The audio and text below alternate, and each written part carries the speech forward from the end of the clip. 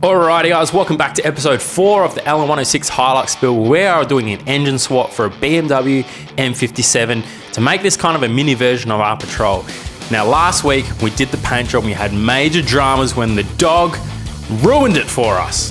Absolutely destroyed the paint job, so let's pick it up from there. What are you doing? What'd you do that for? God damn it, you wouldn't fucking read about it. The dog was running, pulled the plug out of the fucking booster thing, and the whole thing just collapsed all over the paint. Are you kidding me? Look at this. The whole building, like, come on, it was the best paint job. Kill me now.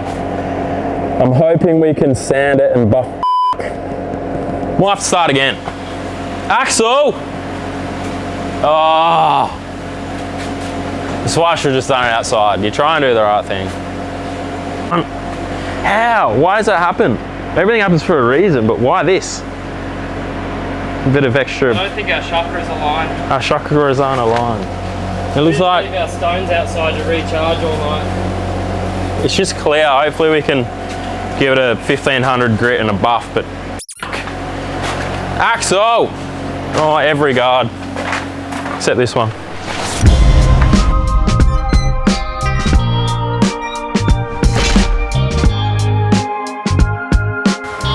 Alrighty guys, so you wouldn't bloody read about it. It's raining again on the Sunshine Coast where it's always sunny and shiny. But as we know, time flies, and I just realized today that we have probably 10 working days on this car before it goes on its first trip. We're heading up north for the little shakedown, and I was like, holy shit, the car is not a car. So we need to get the cab on, but before we do that, we've got a ton of stuff to do on the motor. Mitch has just gone off to grab a transfer case. The first thing is we want to put that new gear in from Fusion Fab into the transfer case so we can put it on the adapter for the BMW gearbox, and then we can get measurements for the rear drive shaft, work out whether our front drive shaft is going to fit, all that good stuff, and then we basically got to work out fuel. I want to get this motor running on the stand. We need to put fuel into it, get all the ECU working, hook up a battery, see if it runs. Obviously there'll be no coolant or anything. And once we know the motor runs, we can drop the cab on and literally just start hooking everything up. Gung-ho, get this thing built. A few moments later. Right, if you open Facebook Marketplace, you'll immediately see 4 billion transfer cases. We went on here and found this within like 10 minutes, 250 bucks. GU, GQ, doesn't matter. What is changing is pretty much the input shaft. So this adapts to the 6 HP. We pretty much got to take this casing off, change this back gear, swap it out for the Patrol one, and then this has actually been designed to fit, well not this, the other part has been designed to fit straight onto the transfer case. So this section here actually stays dry. So there's a seal on this bit, there's a seal on the gearbox side, and you pretty much bolt it straight up. So I'm going to pull the adapter off the gearbox, bit of silicone around that to keep the oil in, and then on this side, hopefully this just matches up with that seal there. It looks like it's the same. I mean, it's a bigger spline, but the outer diameter looks like it's gonna work just mint. So we'll quickly rip this off, change the gear over, and then we can get this on for good.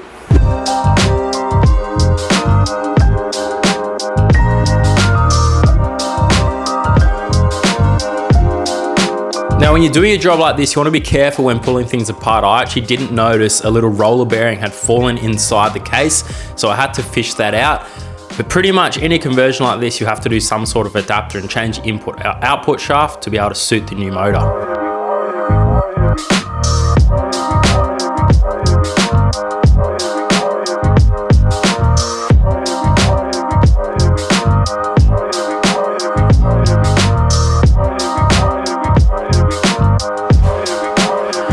Alrighty, it's good when it's a nice easy jog. Just torquing these up to about that much.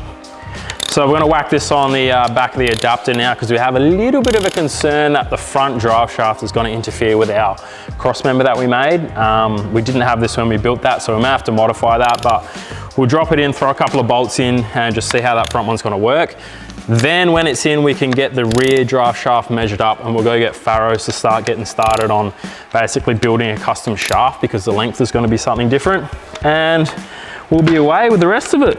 Oh, by the way, this adapter, this whole kit was from Fusion Fab, so he's the one that makes these gears, and also the adapter that allows this transfer case to fit into actually a patrol. This is for a patrol. So you patrol boys out there doing an M57 swap, go check out the kit from there. But we are obviously adapting this to work in the LN.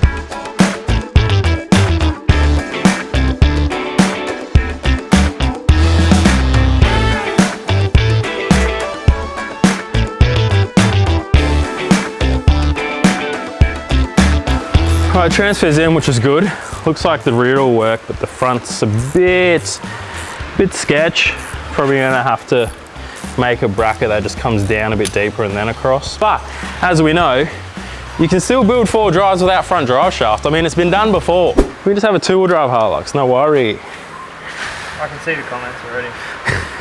Comment down below if you think that's a great idea. We can fix that later at a later date.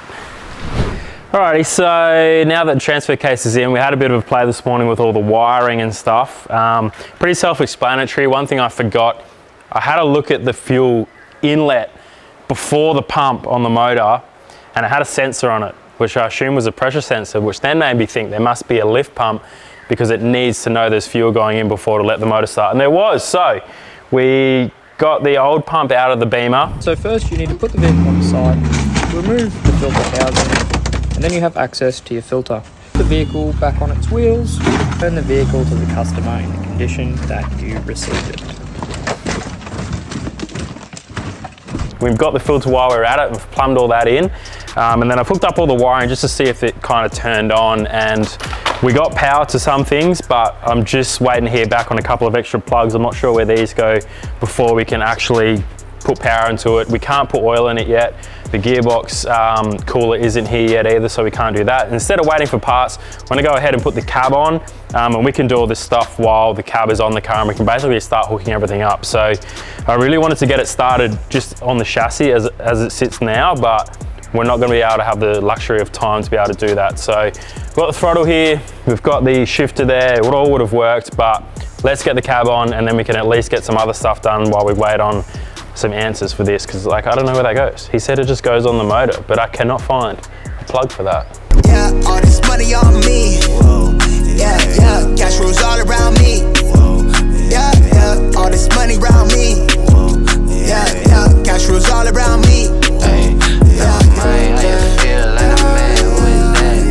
Action. All right, we got the cab on.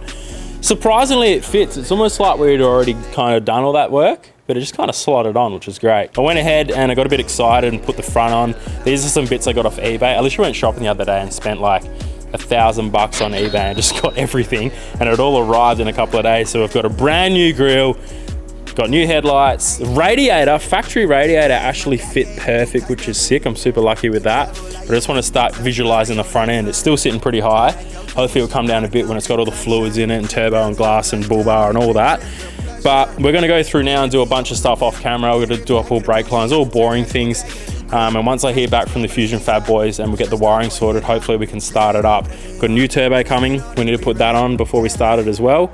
And then it's pretty much just hooking everything up. Any mods or things we've got to change, we'll run you through. But for now, it's just assembling the Hilux that was super basic and easy to pull apart. So it shouldn't take too long. We got 6 days, 7, not many.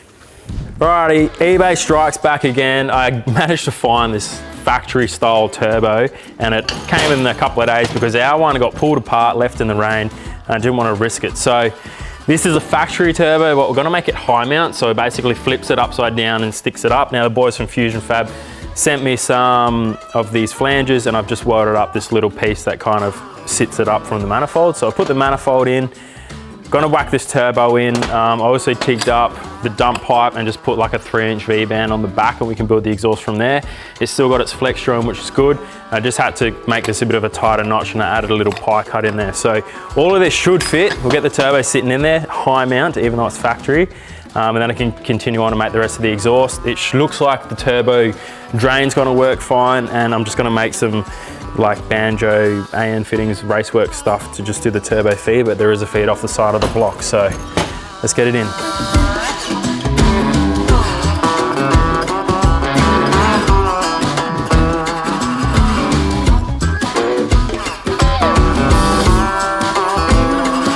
I'm gonna start building the exhaust, so it pretty much runs down there, and then I've got this piece here ready to weld on. It will run all the way along the back, chuck a muffler or something in there, and then out the rear. So just gonna TIG this up. I'm pretty set on how it's gonna run there, so I can fully weld those bits, and then it's just the back half to sort out. Once the tray's on, we can work out where it's gonna run, but it's pretty handy that we got a body lift because I can actually kind of sneak it between the cab and the frame. So let's get it all welded up and be exhaust done.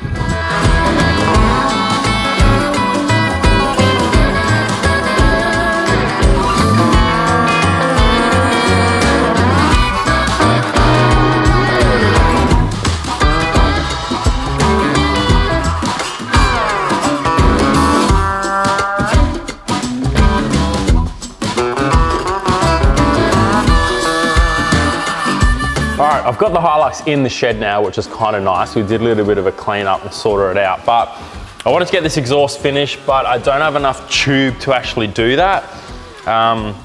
Obviously, if we're trying to build this the same as the Patrol, we want to match it up, and this piece here will basically get us to the center line, and then I'm going to do a split for the two tips that come out the back of the tray, just like we did on the Patrol. So gonna have to order some more tube to finish that off. So we're gonna have to move on. Oh, plus I'm out of gas anyway, so it couldn't be done if I wanted. Alrighty guys, I'm not sure where we're up to, but I have gone running around the last couple of days getting heaps of things buttoned up. Like I said, I haven't been filming because it's been gung-ho trying to get this thing done. So wiring wise, there was actually a part of the harness that I cut off, which I wasn't meant to, which had the fuses and the ignition relay.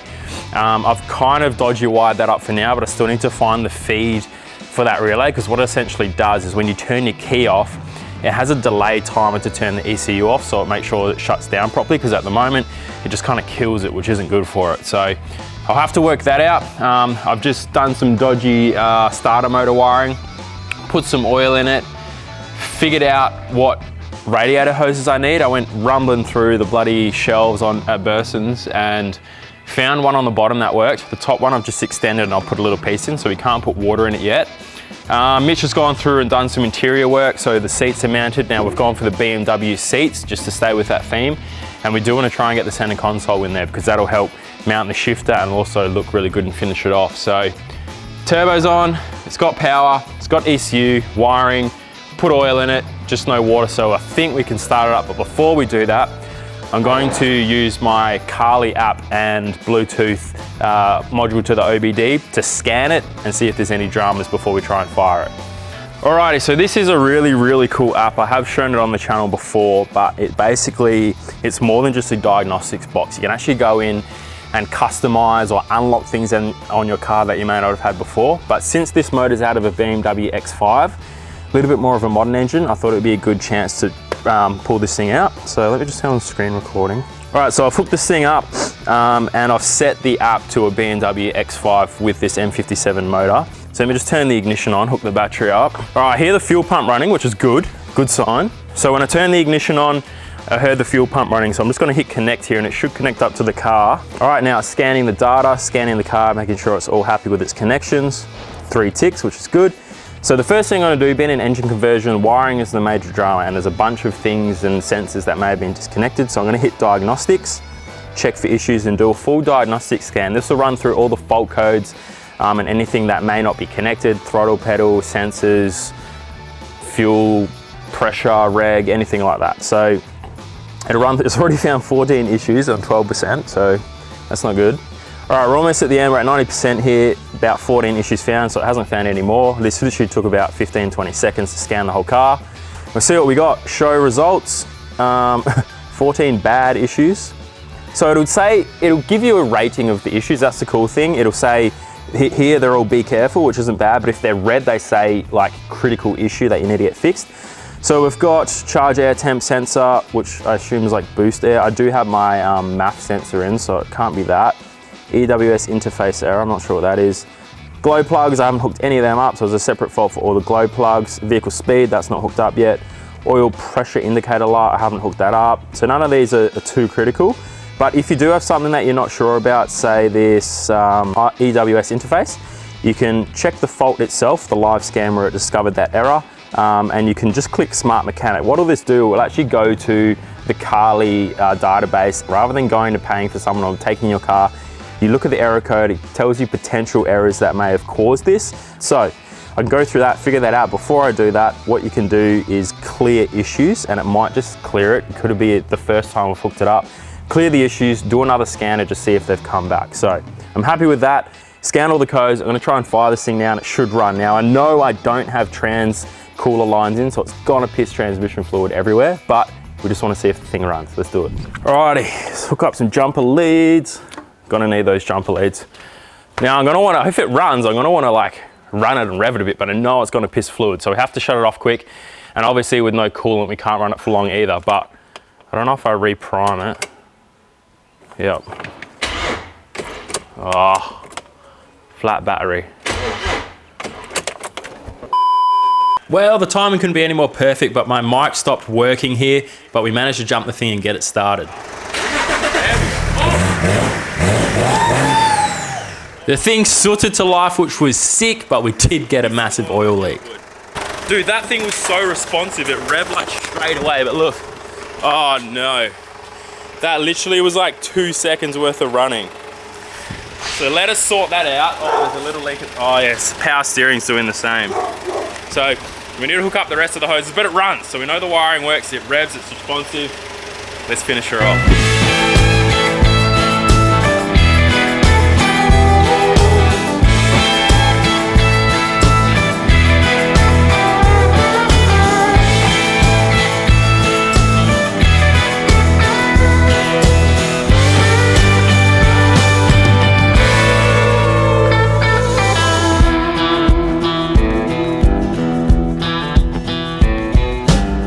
Alrighty, this front end's actually come up mint. I found all this stuff on eBay. Big shout out to TJ actually, because he let me know where to get this stuff for the front end.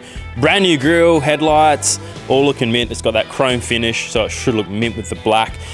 With the body lift, the bar's gonna have to be a little bit custom made, but that's fine. It's looking more like a car. We've whacked the guards on, lights in, fronts on. So now I want to start sorting out the steering, because I managed to finally find myself an IFS steering box. Okay, I was getting all G'd up to do a 6 segment on the steering box, but holy shit, I almost just died. I've been trying for the last couple of hours to try and get this arm off the steering box with heat. I had a blowtorch on it and it snapped the puller's stud and like literally broke my hand. I don't know, it's so painful. The thing blew up in my hand. So I'm gonna have to build some sort of cradle and put it in my big press so I can get a good 20 ton on it and try and pop it. But the bolt and nuts off, it's just a spline. I put heat around, it just will not crack. But anyway, I'm gonna tell you what I gotta do. So this is a kit that you can get from Superior Engineering, where they supply the plate, the new arm, the adapter, steering bits, bolts, pins, everything. And it's basically what's called a high steer kit. So it changes the U-shaped arm on the Hilux diff, which has a lot of different ball joints and turns, and it's kind of primitive steering. It's very sloppy. So we're changing that for a high steer box. Now this is an actual steering box off of an IFS Hilux. Later model is like an 06 or something. And that plate allows you to weld that onto the side of the chassis, and then you get proper steering like you would on a normal IFS car, cruiser, patrol, whatever. So little adapter here that extends the arm that goes up to the steering box, and then we change this bottom arm, which I think it just changes the position and also the length and the size of the rod here, so it will fit onto a normal Superior Engineering steering arm. So I'm gonna have to do this next episode when I get something figured out, because I need to rest my hand. That actually bloody hurt. I can't believe I wasn't filming. But anyway, we're gonna have to do that next episode, because me and the steering box are having an argument right now. We are fighting. So see you later.